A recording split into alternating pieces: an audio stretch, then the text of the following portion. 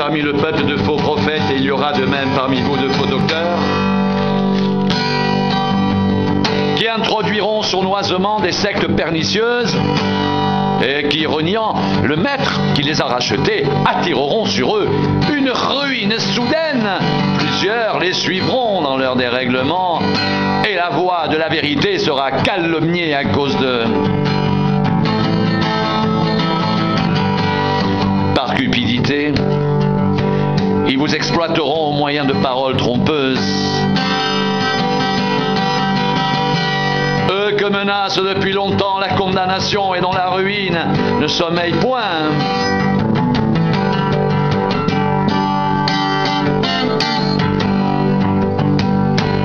Car si Dieu n'a pas épargné les anges qui ont péché, mais s'il les a précipités dans les abîmes de ténèbres et les réserve pour le jugement, s'il n'a pas épargné l'ancien monde, mais s'il a sauvé 8 personnes dont Noé, ce prédicateur de la justice, lorsqu'il fit venir le déluge sur un monde d'impies,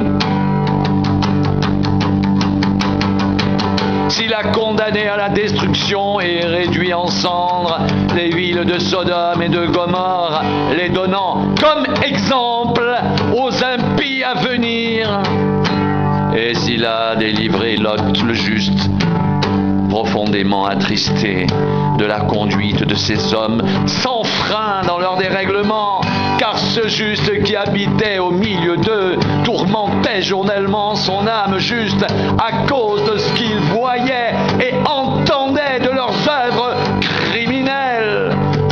Le Seigneur s'est donc délivré de l'épreuve les hommes pieux et réservé les injustes pour être punis au jour du jugement. Surtout ceux qui courent après la chair dans un désir d'impureté et qui méprisent l'autorité.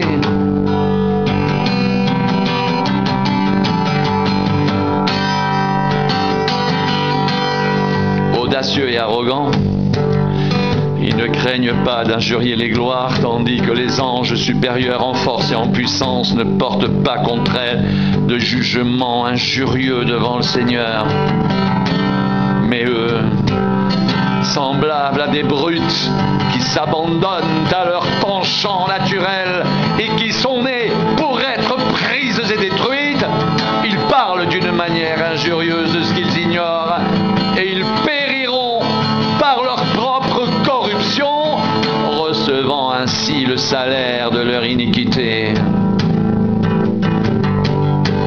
Ils trouvent leur délice à se livrer au plaisir en plein jour. Hommes tarés et souillés, ils se délectent dans leur tromperie en faisant bonne chère avec vous. Ils ont les yeux pleins d'adultère et, insatiables de péché, ils amorcent les âmes mal affermies. Ils ont le cœur exercé à la cupidité. Ce sont des enfants de malédiction. Après avoir quitté le droit chemin, ils se sont égarés en suivant la voie de Balaam, fils de Béor, qui aima le salaire de l'iniquité, mais qui fut repris pour sa transgression. Une ânesse muette, faisant entendre une voix d'homme, arrêta la démence du prophète.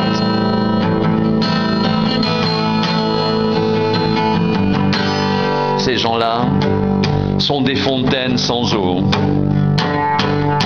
des nuées que chasse un tourbillon. L'obscurité des ténèbres leur est réservée. Avec des discours enflés de vanité, ils amorcent par les convoitises de la chair, par les dérèglements, ceux qui viennent à peine d'échapper aux hommes qui vivent dans les garements. Ils leur promettent la liberté quand ils sont eux-mêmes esclaves de la corruption, car chacun est esclave de ce qui a triomphé de lui. En effet, si après s'être retiré des souillures du monde, par la connaissance du Seigneur et Sauveur Jésus-Christ, ils s'y engagent de nouveau et sont vaincus, leur dernière condition est pire que la première, car mieux valait pour eux n'avoir pas connu la voie de la justice que de l'avoir connue et de se détourner du saint commandement qui leur avait été donné.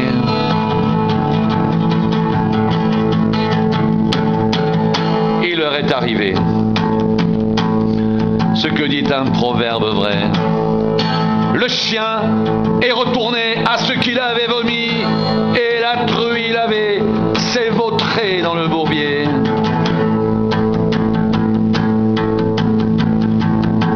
Voici déjà, bien-aimés, la seconde lettre que je vous écris. Dans l'une et dans l'autre, je cherche à éveiller par des avertissements votre saine intelligence, afin que vous vous souveniez des choses annoncées d'avance par les saints prophètes et du commandement du Seigneur et Sauveur enseigné par vos apôtres.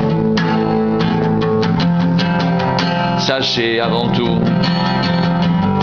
que dans les derniers jours, il viendra des moqueurs avec leur raillerie et marchant selon leur propre convoitise. Ils disent, où est la promesse de son avènement?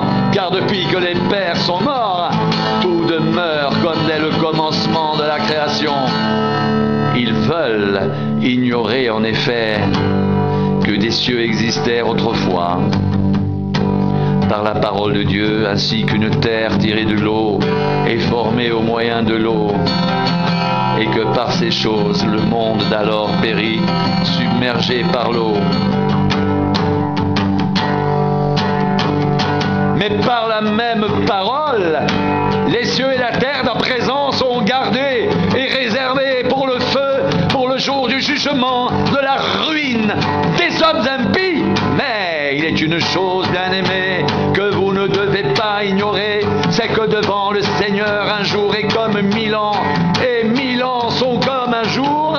Le Seigneur ne tarde pas dans l'accomplissement de la promesse, comme quelques-uns le croient, mais il use de patience envers vous, ne voulant pas qu'aucun périsse, mais voulant que tous arrivent à la repentance.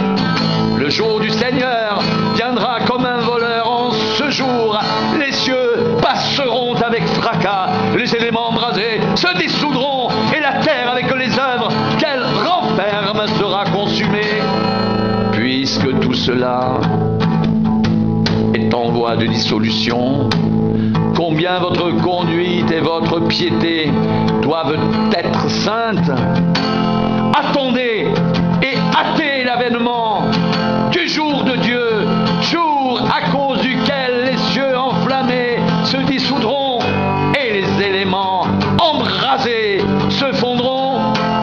Mais nous attendons selon sa promesse de nouveaux cieux et une nouvelle terre où la justice habitera. C'est pourquoi, bien-aimés, en attendant ces choses, appliquez-vous à être trouvés par lui, sans tache et irréprochable dans la paix.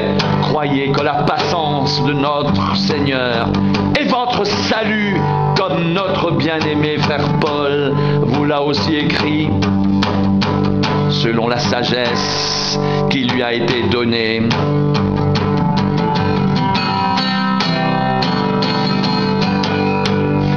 C'est ce qu'il fait dans toutes les lettres, où il parle de ces choses, dans lesquelles il y a des points difficiles à comprendre, dont les personnes ignorantes et mal affermies tordent le sens, comme celui des autres Écritures, pour leur propre ruine.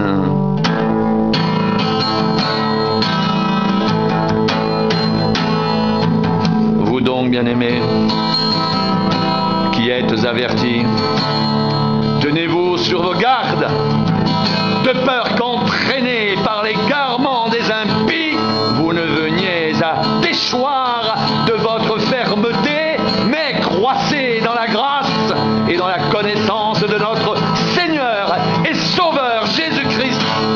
À lui soit la gloire maintenant